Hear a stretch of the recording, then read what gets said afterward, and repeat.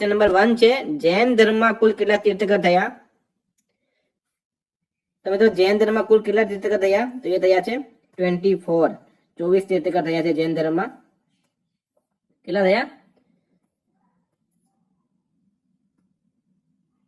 24 તીર્થંકર થયા છે. Next question જોઈએ. તો જૈનોના પહેલા તીર્થંકર કોણ હતા? તો મિત્રો જૈનીઓના પહેલા તીર્થંકર જે હતા એ હતા ભગવાન આદિનાથ જે છે એ પ્રથમ તીર્થંકર હતા. નેક્સ્ટ ક્વેશ્ચન છે નીચેનામાંથી કોણ જૈન ધર્મના વાસ્તવિક સંસ્થાપક મનાય છે? તો શું છે રાઈટ આન્સર? મિત્રો રાઈટ આન્સર છે મહાવીર સ્વામી જે છે. મહાવીર સ્વામી જૈન ધર્મના વાસ્તવિક સંસ્થાપક મનાય છે. બરાબર, તેઓ જૈન ધર્મના 24મા તીર્થંકર હતા. નેક્સ્ટ છે મહાવીર સ્વામીનો જન્મ ક્યાં થયું હતું?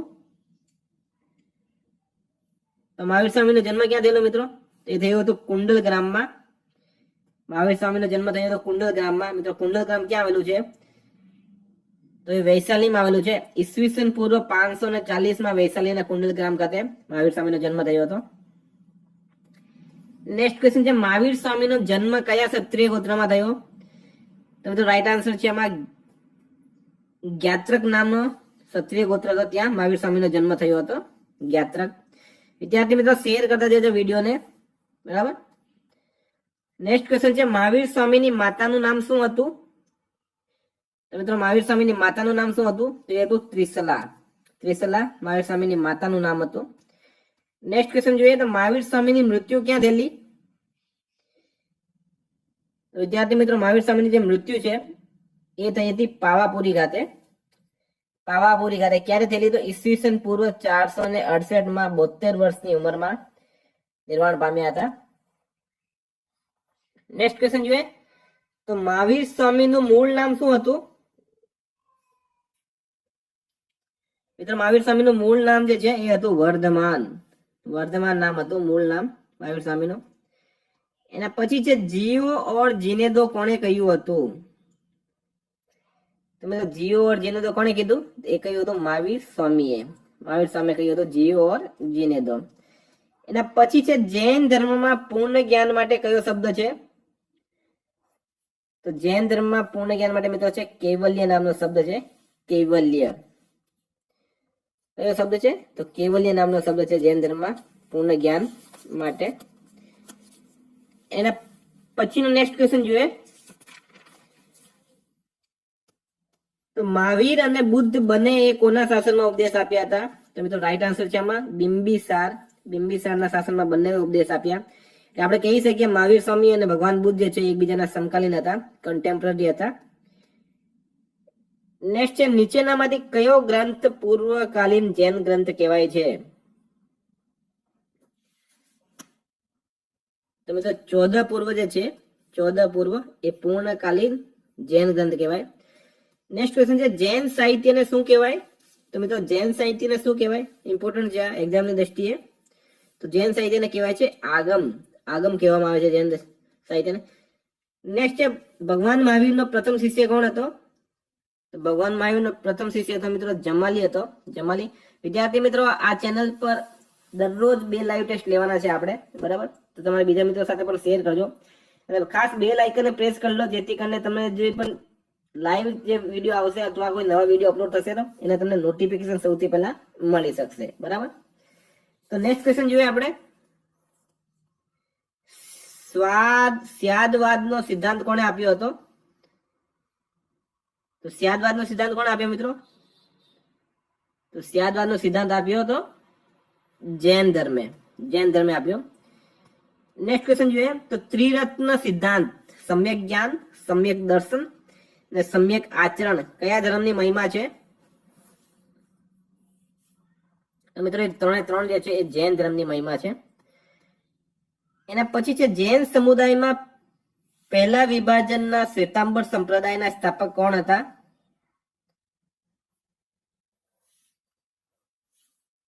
તો કોણ હતા મિત્રો? તો એ હતા સ્થૂલભદ્ર. બરાબર, શ્વેતાંબર અને દિગંબર આ 2 સંપ્રદાય જે છે એમાં શ્વેતાંબર સંપ્રદાયના સ્થાપક કોણ હતા? સતી શ્વેતાંબર, સતી સ્થૂલભદ્ર, એમ તમે યાદ રાખી શકો છો. બરાબર. નેક્સ્ટ ક્વેશ્ચન છે જૈન ધર્મના અનુયાયીઓને શું કહેવામાં આવે? તો મિત્રો જૈન ધર્મને અનુયાયી છે એને કહેવામાં આવે છે શ્રાવક. શ્રાવક કહેવામાં આવે છે. નેક્સ્ટ, પહેલી જૈન સંગીતીનું આયોજન ક્યાં થયું હતું? તો મિત્રો આ વેરી ઇમ્પોર્ટન્ટ છે. 4 બૌદ્ધ સંગીતી અને 2 જૈન સંગીતી જે છે એ એક્ઝામની દ્રષ્ટિએ દરેક એક્ઝામમાં આમાંથી એક પ્રશ્ન પૂછવામાં આવે જ છે.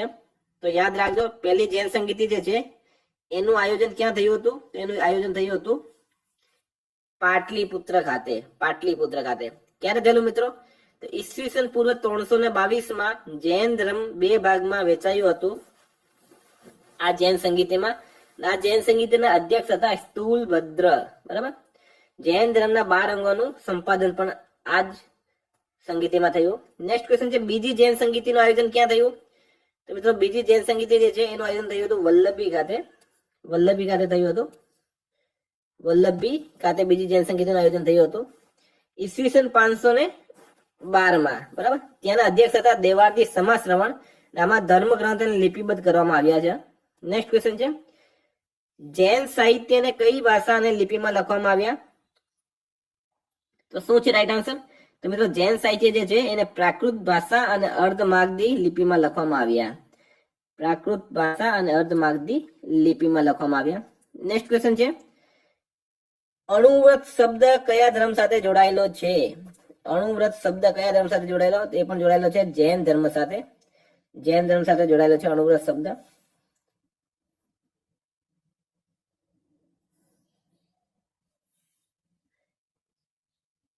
જૈન ધર્મ સાથે જોડાયેલા છે મિત્રો. નેક્સ્ટ ક્વેશ્ચન જોઈએ તો મહાવીર સ્વામીની મૃત્યુ પછી જૈન સંઘના અધ્યક્ષ કોણ હતા?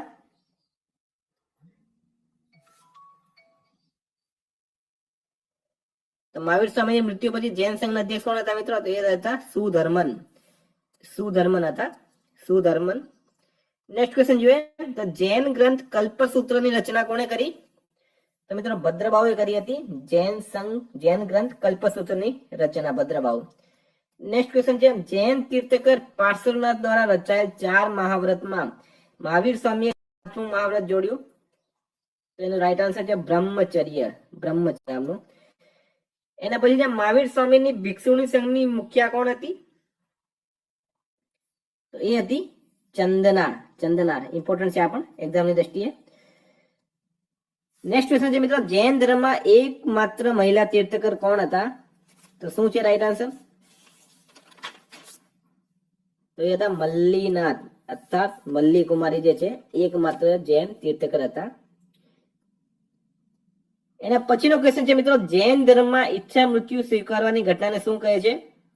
તો એ કહેવાય છે સંથારો. સંથારો કહેવામાં આવે. ક્વેશ્ચન નંબર 29 છે, ગુજરાતના ભાવનગરમાં કયું મોટું જૈન તીર્થ આવેલું છે? તો એ આવેલું છે મિત્રો પાલીતાણા નામનું જૈન તીર્થ છે. પાલીતાણા. એના પછી છે આબુના દેલવાડાના જૈન મંદિર કોણે બનાવ્યા? એ બનાવ્યા હતા વિમલ શાહે. દેલવાડાના જૈન મંદિર કોણે બનાવ્યા મિત્રો? તો એ બનાવ્યા હતા વિમલ શાહે. હવે મિત્રો બૌદ્ધ ધર્મની વાત કરીએ તો બુદ્ધનો જન્મ ક્યાં થયો હતો? તો બુદ્ધનો જન્મ થયો હતો લુંબિનીમાં. લુંબિનીમાં ક્યારે? ઈસવીસન 563 માં કપિલવસ્તુના લુંબિની ખાતે થયું હતું. નેક્સ્ટ ક્વેશ્ચન છે, બુદ્ધનો જન્મ કયા ક્ષત્રિય કુળમાં થયો? તો મિત્રો રાઈટ આન્સર છે આમાં શાક્ય નામના ક્ષત્રિય કુળમાં થયો હતો બુદ્ધનો જન્મ. નેક્સ્ટ ક્વેશ્ચન છે, બુદ્ધ શબ્દનો શું અર્થ થાય છે? તો મિત્રો એ થાય છે એક જ્ઞાન સંપન્ન વ્યક્તિ. એક જ્ઞાન સંપન્ન વ્યક્તિ થાય છે બુદ્ધ શબ્દનો અર્થ. નેક્સ્ટ છે, ગૌતમ બુદ્ધનું બાળપણનું નામ શું હતું? તો એ હતું સિદ્ધાર્થ. ગૌતમ બુદ્ધનું બાળપણનું નામ હતું સિદ્ધાર્થ. નેક્સ્ટ છે, ગૌતમ બુદ્ધને કઈ જગ્યાએ જ્ઞાન પ્રાપ્ત થયું? તો મિત્રો એ થયું હતું બોધ ગયામાં. બોધ ગયામાં જ્ઞાન પ્રાપ્ત થયું હતું. ક્યારે? તો 35 વર્ષની ઉંમરે વૈશાલી પૂર્ણિમાના દિવસે નિરંજના નદીના કિનારે, બરાબર, વટ વૃક્ષની નીચે બોધ ગયામાં ગૌતમ બુદ્ધને જ્ઞાન પ્રાપ્ત થયું. તો મિત્રો એક ક્વેશ્ચનમાં તમને 5 ના આન્સર મળી ગયા છે અહીંયા. નેક્સ્ટ ક્વેશ્ચન છે, સારનાથમાં બુદ્ધનો પહેલો પ્રવચન શું કહેવાય છે? તો ધર્મચક્ર પ્રવર્તન કહેવાય છે. ધર્મચક્ર પ્રવર્તન કહેવાય છે. નેક્સ્ટ ક્વેશ્ચન છે, ગૌતમ બુદ્ધની મૃત્યુ ક્યાં થઈ હતી? તો મિત્રો એ થઈ હતી કુશીનગર ખાતે. કુશીનગરમાં થઈ હતી ગૌતમ બુદ્ધની મૃત્યુ ઈસવીસન પૂર્વ 483 માં, બરાબર. એને કહેવાય છે મહાપરિનિર્વાણ. નેક્સ્ટ, જાતક કયા ધર્મનો પવિત્ર ગ્રંથ છે?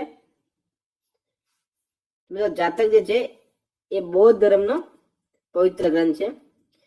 અને પછી છે ત્રિપિટક કયા ધર્મનો ધર્મગ્રંથ છે? તો મિત્રો ત્રિપિટક પણ જે છે એ પણ બૌદ્ધ ધર્મનો ધર્મગ્રંથ છે. અને પછીનો ક્વેશ્ચન છે મિત્રો, બૌદ્ધ ગ્રંથ પિટકોની રચના નીચેનામાંથી કઈ ભાષામાં કરવામાં આવી હતી? તો એ કરવામાં આવી હતી પાલી ભાષામાં. પાલી ભાષામાં. નેક્સ્ટ છે, ગૌતમ બુદ્ધ દ્વારા બૌદ્ધ ધર્મની દીક્ષા લેનાર છેલ્લો વ્યક્તિ કોણ હતો? તો મિત્રો એ હતો સુભદ્ર નામનો વ્યક્તિ હતો. ક્વેશ્ચન નંબર 42 છે, બૌદ્ધ ધર્મ અને જૈન ધર્મ બંનેના ઉપદેશ કોના શાસનકાળમાં આપવામાં આવ્યા? તો એ બંને જે છે મિત્રો એ રાઈટ આન્સર છે, બિંબિસારના શાસનકાળમાં આપવામાં આવ્યા હતા. નેક્સ્ટ ક્વેશ્ચન છે, બૌદ્ધ ધર્મ ગ્રહણ કરવા વાળી પહેલી મહિલા કોણ હતી? તો એ હતી મહાપ્રજાપતિ ગૌતમી હતી પહેલી મહિલા. એના પછીનો પ્રશ્ન છે, ગૌતમ બુદ્ધના ગ્રહ ત્યાગનું પ્રતીક શું છે? તો મિત્રો રાઈટ આન્સર છે આમાં ઘોડો જે છે ગૌતમ બુદ્ધના ગ્રહ ત્યાગનું પ્રતીક છે. નેક્સ્ટ છે, ગૌતમ બુદ્ધ દ્વારા ભિક્ષુણી સંઘની સ્થાપના ક્યાં કરવામાં આવી? તો મિત્રો રાઈટ આન્સર છે આમાં વૈશાલી ખાતે કરવામાં આવી હતી. ક્વેશ્ચન નંબર 46 છે, એશિયાની રોશની એટલે કે લાઇટ ઓફ એશિયા કોને કહેવાય છે? તો મિત્રો એ કહેવાય છે ગૌતમ બુદ્ધને કહેવાય છે ધ લાઇટ ઓફ એશિયા. એના પછી છે, પહેલી બૌદ્ધ સંગીતીનું આયોજન ક્યાં થયું હતું? તો મિત્રો એ થયું હતું રાજગૃહ ખાતે થયું હતું પહેલી બૌદ્ધ સંગીતીનું આયોજન. હવે એના વિશે આપણે ડિટેલમાં જોઈએ તો પહેલી બૌદ્ધ સંગીતિ જે છે મિત્રો એ રાજગૃહ ખાતે થઈ હતી ઈસવીસન પૂર્વ 483 માં, બરાબર, અજાતશત્રુના શાસનકાળમાં. વિદ્યાર્થી મિત્રો આ ચારે ચાર જે બૌદ્ધ સંગીતિ છે ઇમ્પોર્ટન્ટ છે, એના પર ખાસ ધ્યાન રાખજો. નેક્સ્ટ છે, કનિષ્કના શાસનકાળમાં ચોથી બૌદ્ધ સંગીતિનું આયોજન કઈ જગ્યાએ કરવામાં આવ્યું? તો મિત્રો જે આ પહેલી જે બૌદ્ધ સંગીતિ છે એ પહેલી બૌદ્ધ સંગીતિનું આયોજન ક્યાં થયું હતું? રાજગૃહ ખાતે થયું હતું, બરાબર. એના અધ્યક્ષ હતા મહાકશ્યપ. ને બુદ્ધના ઉપદેશોને બે ભાગમાં વેચી વિનય પિટક અને શુદ્ધ પિટકની રચના કરાઈ હતી. આ રાજગૃહ ખાતે જે બૌદ્ધ સંગીતિ થઈ હતી એમાં. નેક્સ્ટ કનિષ્કના શાસનકાળમાં ચોથી બૌદ્ધ સંગીતિનું આયોજન ક્યાં થયું હતું? તો એ થયું હતું મિત્રો કાશ્મીરના કુંડલવન ખાતે, બરાબર, કુંડલવન ખાતે. એના અધ્યક્ષ કોણ હતા? તો અધ્યક્ષ હતા વસુમિત્ર. નેક્સ્ટ ક્વેશ્ચન છે, ત્રીજી બૌદ્ધ સંગીતિનું આયોજન ક્યાં થયું હતું? તો મિત્રો એ થયું હતું પાટલીપુત્ર ખાતે. ત્રીજી બૌદ્ધ સંગીતિનું આયોજન થયું હતું પાટલીપુત્ર ખાતે અશોકના શાસનમાં, બરાબર, મોગલીપુત્ર શિષ્યની અધ્યક્ષતામાં. ક્વેશ્ચન નંબર 50 છે, બૌદ્ધ ધર્મ અનુસાર ચૈત્ય અને વિહારમાં શું અંતર હોય છે? તો વિદ્યાર્થી મિત્રો ચૈત્ય એક પૂજા સ્થળ છે, જ્યારે વિહાર એનું નિવાસ સ્થાન છે. કોનું? તો જે બૌદ્ધ મોંક હોય, બૌદ્ધ ભિક્ષુક, એમના નિવાસ સ્થાનને કહેવામાં આવે છે વિહાર. ચૈત્ય એક પૂજા સ્થળ હોય છે. નેક્સ્ટ, બુદ્ધના ગુરુ કોણ હતા? તો મિત્રો બુદ્ધના જે ગુરુ હતા એ હતા આલાર કલામ, બરાબર, વૈશાલી ખાતે. નેક્સ્ટ, અશોકારામ વિહાર ક્યાં આવેલું હતું? તો મિત્રો એ આવેલું હતું પાટલીપુત્ર ખાતે આવેલું હતું. અને પછી છે ક્વેશ્ચન નંબર 53, બુદ્ધના પૂર્વ જન્મનું વર્ણન કયા બૌદ્ધ સાહિત્યમાં લખાયેલ છે? તો મિત્રો એ જાતક નામનો જે સાહિત્ય છે, જાતક નામના સાહિત્યમાં લખાયેલું છે. ક્વેશ્ચન નંબર 54 છે, બૌદ્ધ ધર્મ અનુસાર ત્રિરત્નનું શું મતલબ થાય? તો એ થાય છે બુદ્ધ ધમ્મ અને સંઘ થાય છે. નેક્સ્ટ ક્વેશ્ચન છે, મહાત્મા બુદ્ધે સૌથી વધારે ઉપદેશ ક્યાં આપ્યા? તો એ આપ્યા હતા મિત્રો શ્રાવણી ખાતે. મહાત્મા બુદ્ધે સૌથી વધારે ઉપદેશ આપ્યા હતા શ્રાવણી ખાતે. ક્વેશ્ચન નંબર 56 છે, ગૌતમ બુદ્ધના પિતાનું નામ શું હતું? તો ગૌતમ બુદ્ધના પિતા જે છે મિત્રો એ હતા શુદ્ધોધન, જેઓ કપિલ વસ્તુના શાક્ય ગણના પ્રધાન હતા, મુખ્ય હતા. નેક્સ્ટ ક્વેશ્ચન છે ગૌતમ બુદ્ધના માતાનું નામ શું હતું? તો મિત્રો એ હતું મહામાયા. ગૌતમ બુદ્ધના માતાનું નામ હતું મહામાયા. બરાબર. અને એમનો ઉછેર કોણે કર્યો? તો ઉછેર કર્યો હતો મહાપ્રજાપતિ ગૌતમીએ. યશોદરા કોણ હતી? તો મિત્રો યશોદા હતી ગૌતમ બુદ્ધની પત્ની. બરાબર. નેક્સ્ટ ક્વેશ્ચન જોઈએ તો મહાત્મા બુદ્ધની ગ્રહ ત્યાગની ઘટનાને શું કહેવામાં આવે? તો એ કહેવાય છે મહાભી નિષ્ક્રમણ. મહાભી નિષ્ક્રમણ કહેવાય છે. 29 વર્ષની ઉંમરે એમણે ગ્રહ ત્યાગ કર્યો હતો. સેકન્ડ લાસ્ટ ક્વેશ્ચન છે મિત્રો હીનયાન અને મહાયાન આ બે સંપ્રદાયનું વિભાજન કઈ સંગીતમાં થયું? તો એ થયું તો મિત્રો ચોથી જે બૌદ્ધ સંગીતિ હતી કુંડલવન કાશ્મીર ખાતે અધ્યક્ષ હતા વસુમિત્ર. વિદ્યાર્થી મિત્રો આજનો લાસ્ટ ક્વેશ્ચન છે બીજી બૌદ્ધ સંગીતિનું આયોજન ક્યાં થયું હતું? તો બીજી બૌદ્ધ સંગીતિનું આયોજન થયું હતું વૈશાલી ખાતે. વૈશાલી બરાબર કાલાશોકના શાસનકાળમાં